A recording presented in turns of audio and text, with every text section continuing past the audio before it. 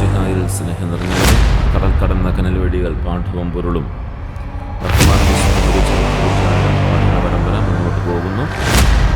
ഇന്ന് നമ്മൾ 60-ാമത്തെ ക്ലാസ്സാണ് എടുക്കുക.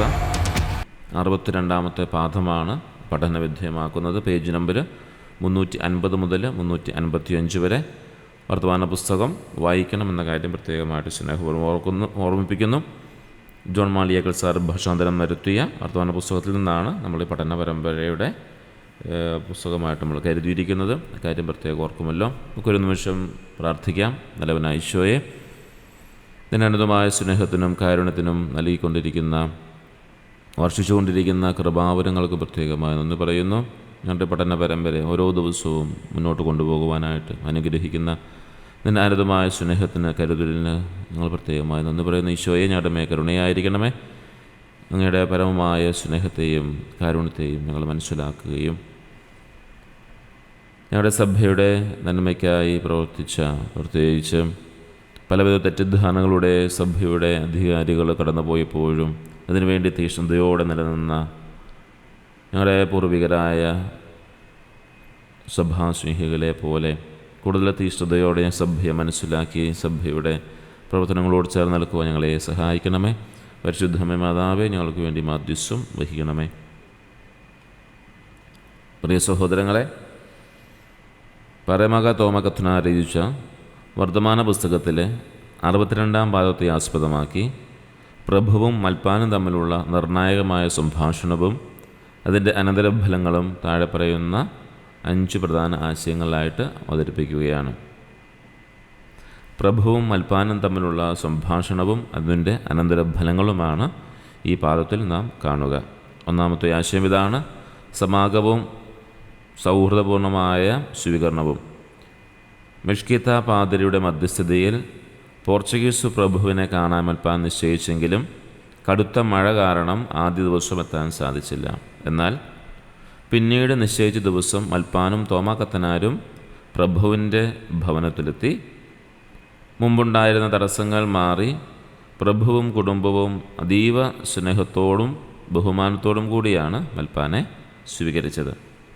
അവർക്ക് പ്രഭാത ഭക്ഷണം നൽകുകയും തുടർന്ന് പ്രഭു മൽപ്പാനെ ഏകാന്തമായൊരു മുറിയിലേക്ക് വിളിച്ചു കാര്യങ്ങൾ ആരായുകയും ചെയ്തു.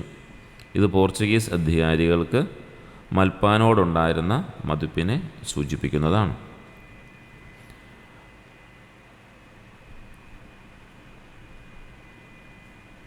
രണ്ടാമത്തെ ആശയം ഇതാണ്: കയത്താനോസ് പാതിരിയുടെ ചതി വെളിപ്പെടുത്തപ്പെടുന്നു. തങ്ങൾ ഇത്രയും കാലം അധികാരികളെ നേരിട്ട് കാണാതിരുന്നത് കയത്താനോസ് പാതിരിയുടെ തെറ്റായ ധാരണകൾ മൂലമാണെന്ന് മൽപ്പാൻ പ്രഭുവിനോട് തുറന്നു പറഞ്ഞു. നിങ്ങളുടെ കാര്യങ്ങളെല്ലാം ഞാൻ ശരിയാക്കിയിട്ടുണ്ട്, ഇനി നിങ്ങൾ ആരോടും ഒന്നും പറയേണ്ടതില്ല എന്ന് കയത്താനോസ് വിശ്വസിപ്പിച്ചതിനാലാണ് തങ്ങൾ മിണ്ടാതിരുന്നെന്ന് മൽപ്പാൻ വിശദീകരിച്ചു. റോമിലേക്ക് പോകുന്നതിന് മുമ്പ് രാജ്ഞിക്ക് നൽകിയ അപേക്ഷകളെക്കുറിച്ചും മലങ്കര സഭയുടെ യഥാർത്ഥ ആവശ്യങ്ങളെക്കുറിച്ചും മൽപ്പാൻ പ്രഭുവിനെ ബോധിപ്പിച്ചു.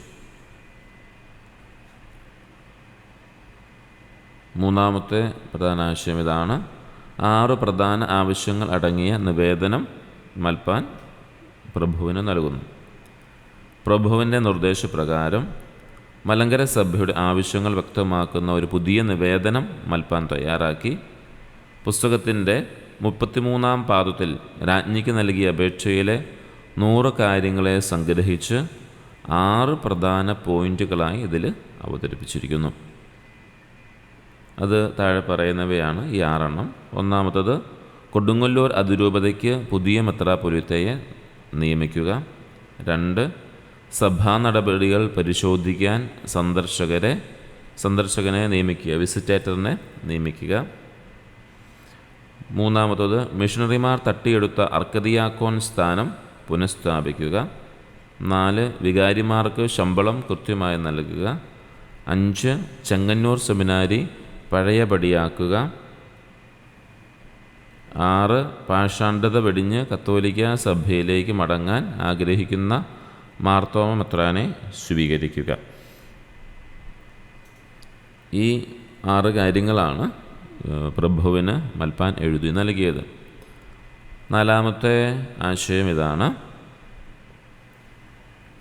സഭാചരിത്രത്തിലെ സമർപ്പണവും ചരിത്രപരമായ തെളിവുകളും. കേവലം പരാതികൾ പറയുക മാത്രമല്ല, മലങ്കര സഭയുടെ പൗരാണികത തെളിയിക്കാനും മൽപ്പാൻ ശ്രമിച്ചു. മാർത്തോമാ ശ്ലീഹ സ്ഥാപിച്ചതു മുതലുള്ള സഭാചരിത്രം മൽപ്പാൻ പോർച്ചുഗീസ് ഭാഷയിൽ എഴുതിയിട്ടുണ്ടായിരുന്നു. ഇത് പ്രഭുവിന് കൈമാറി.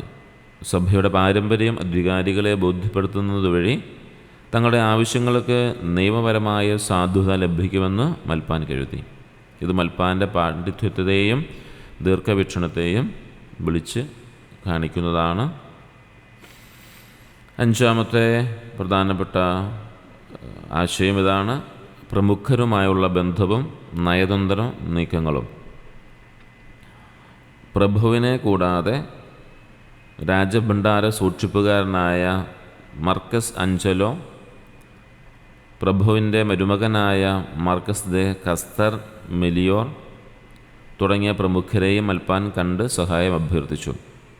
കയത്താനോസ് പാതിരിയുമായി ഇവർക്ക് ആന്തരികമായി സ്നേഹമില്ലാതിരുന്നതിനാൽ മൽപ്പാൻ്റെ പുതിയ നീക്കങ്ങളിൽ അവർ സന്തോഷിക്കുകയും പിന്തുണ വാഗ്ദാനം ചെയ്യുകയും ചെയ്തു.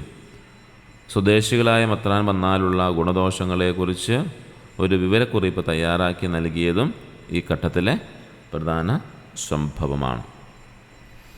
ഇത്രയുമാണ് ഇന്ന് നമ്മുടെ ക്ലാസ്സിൻ്റെ ഒരു സാരാംശം. ഇതാണ്. പാഠപുസ്തകം കൂടി ഒന്ന് പ്രത്യേകമായിട്ട് വായിക്കുമല്ലോ, എങ്കിലേ ഇതിനെക്കുറിച്ച് കൂടുതൽ ആഴത്തിൽ നമുക്ക് മനസ്സിലാക്കാനായിട്ട് സാധിക്കുകയുള്ളൂ. അതുകൊണ്ട് ഇന്നത്തെ ക്ലാസ് ഇവിടെ സമാപിക്കുകയാണ്. ഇനി നമുക്ക് ചോദ്യോത്തരങ്ങളിലേക്ക് പ്രവേശിക്കാം.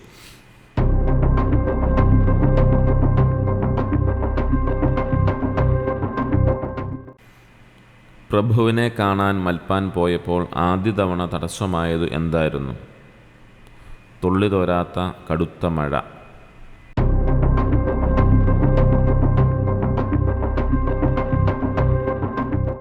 മൽപ്പാനെയും സംഘത്തെയും വിഷ്കോന്തി എങ്ങനെയാണ് സ്വീകരിച്ചത്? പതിവിലേറെ ബഹുമാനങ്ങളോടെ സ്വീകരിക്കുകയും അവർക്ക് പ്രഭാത ഭക്ഷണം നൽകുകയും ചെയ്തു.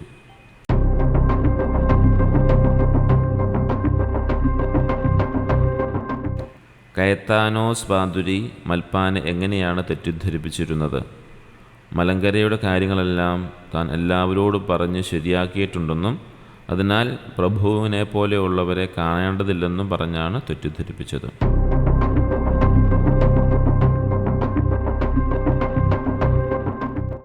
പ്രഭുവിൻ്റെ നിർദ്ദേശപ്രകാരം മൽപ്പാൻ തയ്യാറാക്കിയ നിവേദനത്തിൽ എത്ര കാര്യങ്ങളാണ് ഉണ്ടായിരുന്നത്? 6 പ്രധാന കാര്യങ്ങൾ.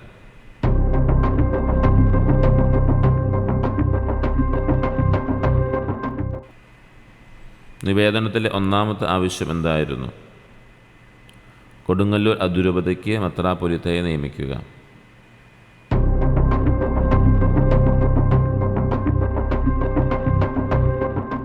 അർക്കദിയാക്കാൻ സ്ഥാനത്തെക്കുറിച്ച് നിവേദനത്തിൽ എന്ത് ആവശ്യമാണ് ഉന്നയിച്ചത്?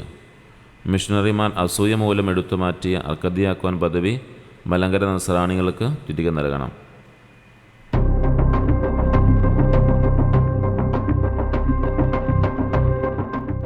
ഏത് സെമിനാരിയുടെ പുനരുദ്ധാരണമാണ് അപേക്ഷയിൽ ആവശ്യപ്പെട്ടത്? ചെങ്ങന്നൂർ സെമിനാരി പഴയ നികുതികളോടും വരുമാനത്തോടും കൂടി പുനഃസ്ഥാപിക്കണം.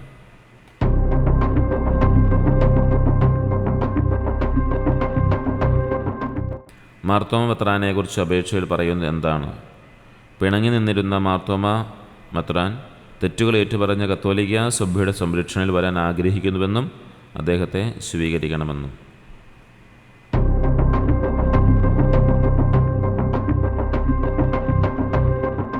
പ്രഭുവിന് നൽകാനായി മൽപ്പാൻ തയ്യാറാക്കിയ ചരിത്രഗ്രന്ഥം ഏത് ഭാഷയിലായിരുന്നു?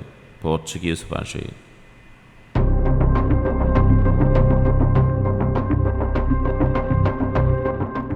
മർക്കസ് അഞ്ചലോ എന്ന ഉദ്യോഗസ്ഥൻ ആരായിരുന്നു? പോർച്ചുഗീസ് രാജഭണ്ഡാര വിചാരിപ്പുകാരൻ ആയിരുന്നു അദ്ദേഹം.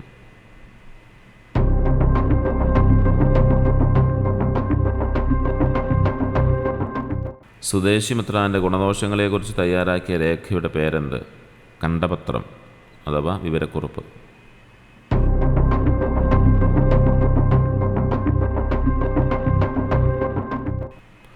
വിഷ്കോന്തിയുടെ ബന്ധുവായ ഏതു പ്രഭുവാണ് മൽപ്പാനെ അവസാനം വരെ സഹായിക്കാമെന്ന് വാഗ്ദാനം ചെയ്ത്?